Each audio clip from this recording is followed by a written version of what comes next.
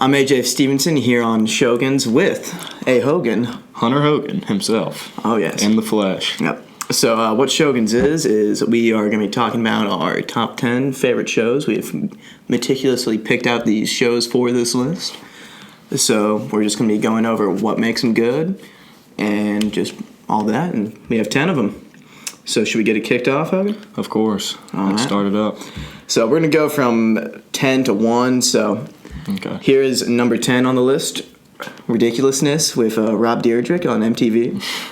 I mean, Ridiculous is a good one. I've always watched it when I was a kid, but it's definitely starting to get old. Yeah, I would say. I'm going to agree with that. Like, if you're just looking to see somebody fall down, yeah. something like that, like, it's good for about 30 minutes. Yes. I mean, it's a great 30 minutes. Like, the only problem I have with it is Chanel West Coast. Yeah. Don't even get me started on how annoying Chanel West Coast is. Yeah, her voice and especially her laugh, it kind of takes away from it. And the fact that the show gets old after an episode, that's why it comes in here at number 10. Yeah, overall, just great mindless entertainment, but I definitely agree that you can't watch more than an hour of the show without a few of your brain cells melting away. All right, now we're moving on to number 9. This is sort of like Ridiculousness in the fact that it's kind of just a goofy TV show to put on when you got nothing better. So it is Impractical Jokers, and I feel like everybody has at least watched this once in their lifetime. Like, can you name all the guys? I can't name them all, but I can definitely name my favorite character, Mr. Sal Vulcano. And then there's Joe, Murr, and Q. Yeah. Q's my favorite.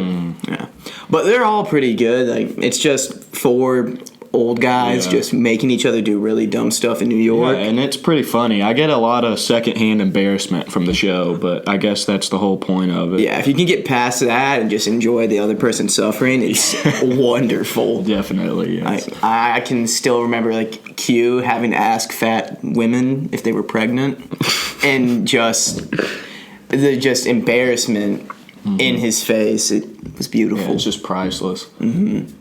And no, you can honestly watch a good couple episodes of this and not get bored with it that quickly. Yeah, it's definitely better than Ridiculousness. I would agree on that, and that's why it's a point higher than Ridiculousness. Exactly. All right. So now we're going to move on to number 8, which is Dexter. Not Laboratory, the one about the serial killer in Miami. And no, this is number 8 for me because first 6 seasons, beautiful. It's got a plot, Dexter, he's this guy working for the police, but he's actually also a serial killer, but he kills serial killers. So, classic anti-hero right there.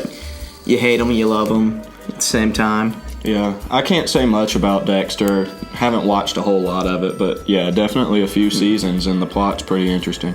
Yeah, no, and just you get a new serial killer that Dexter's hunting down each season, and then it mixes it up every single time. Yeah. But last season is really god awful, so that's why it's only at 8.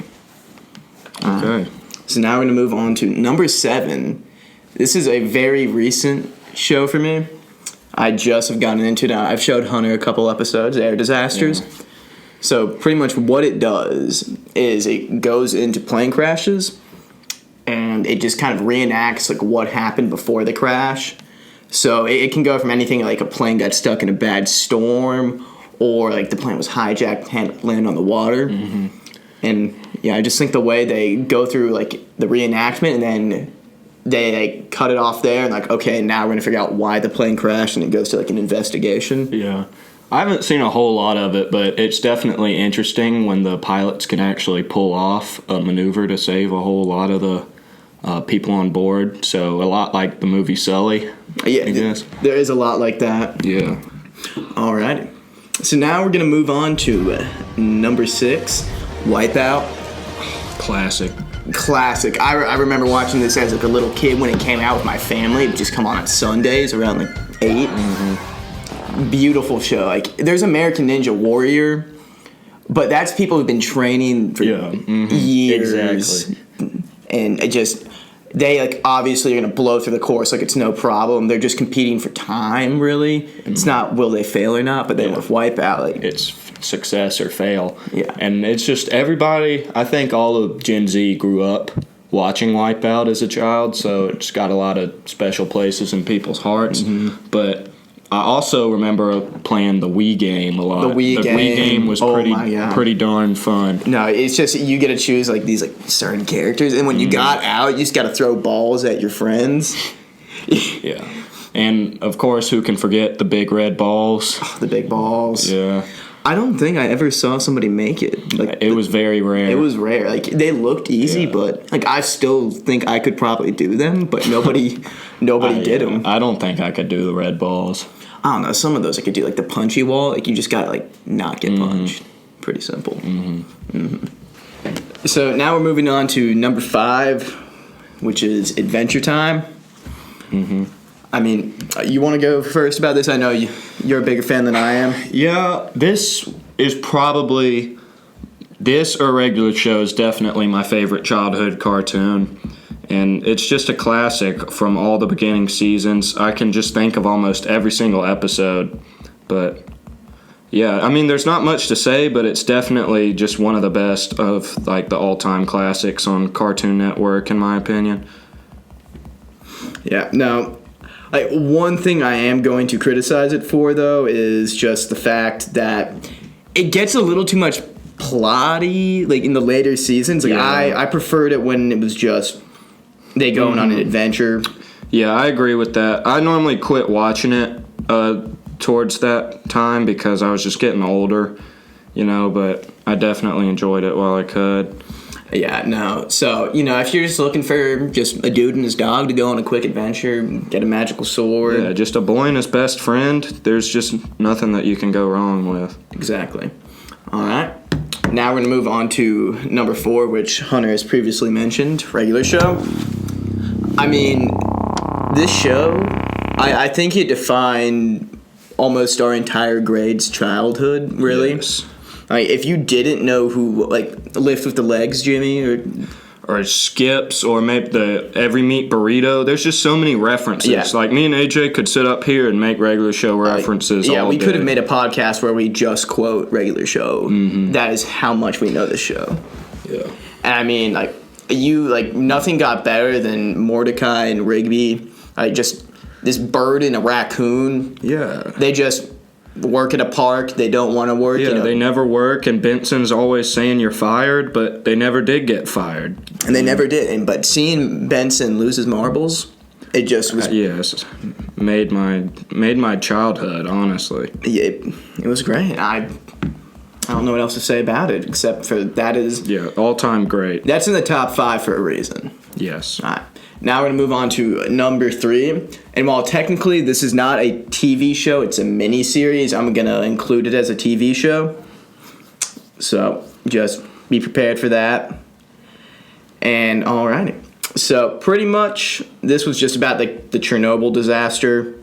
And I just think it was really well directed and told the story of what happened at Chernobyl really well. Yeah, it was a cool show. It was just cool to see from Chernobyl. Like, I thought they did it well. It didn't seem fake or corny to me. No. It seemed very real, and I like that in a show when it's something as serious as a nuclear disaster. Yeah, no, I just thought they showed how bad it was while also making it entertaining and not too depressing. My only problem with the show is one of the episodes when they show how they had to clear out the wildlife, and that wildlife included dogs. Yeah. Not my favorite episode, but it had to be shown, I guess, to show how disastrous it was. You can't be having any mutant dogs running rampant. No, so you can't. It is what it is. And now we got number 2. This one, beautiful show. I still have not finished it yet because I just don't want to say goodbye yet. And it's The Sopranos. Such a great show. So no, it's about the mafia in the early 2000s, and it's not cheesy or anything. It shows how the mafia they're just kind of normal people. They could be your neighbor. They could be like your friend's dad. They could be anybody, really. And it showed just how the mafia had evolved and what life is like for one of the bosses, Tony. And how about that gabagool? Ready for the gabagool. The gabagool. Let's Gabagool, Grandma. gabagool. That gabagool. How about that? How gabagool? about the gabagool? The gabagool? Exactly. Like, if you want to see some just Italian dudes do random stuff in Jersey, and Just eat salami. it's just salami, coffee. Oof. It's God. Like, it's just. Like, you can either take it as like it's a mafia show or just a slice of Italian life kind of show. You know. Zanarel will give you a little shout out here. And who doesn't love a little mafia culture? Exactly. Like, beautiful show. All right, now this is number one. This is the big one for us here. So, yep, big boy. Yep. Game of Thrones. I'm everybody says how good it is, and I get that it's a little cliche to rank it as your number one, but it's got to be your number one. It's just that good. It's- There's no other option for like me.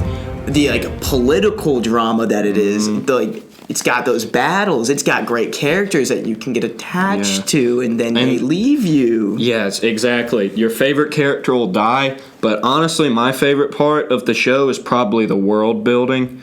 There's so many like unique cultures. You get dropped into the world, and you have no idea about any of these cultures. Like, who are the Dothraki? Like, what are the Free Folk? Like, Exactly. and it does a great job of just telling you like what's up with these. Like, you don't have to go and read some manual about it. It just Yeah. tells you through the show, and the characters are great. Like, Hogan, favorite character?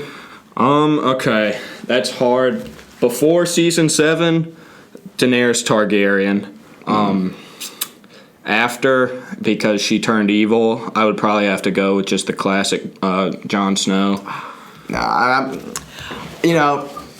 I just can never really get behind Daenerys. Like, I liked her dragons. I liked her in the beginning. She always was one of my top characters, but she could never take number one.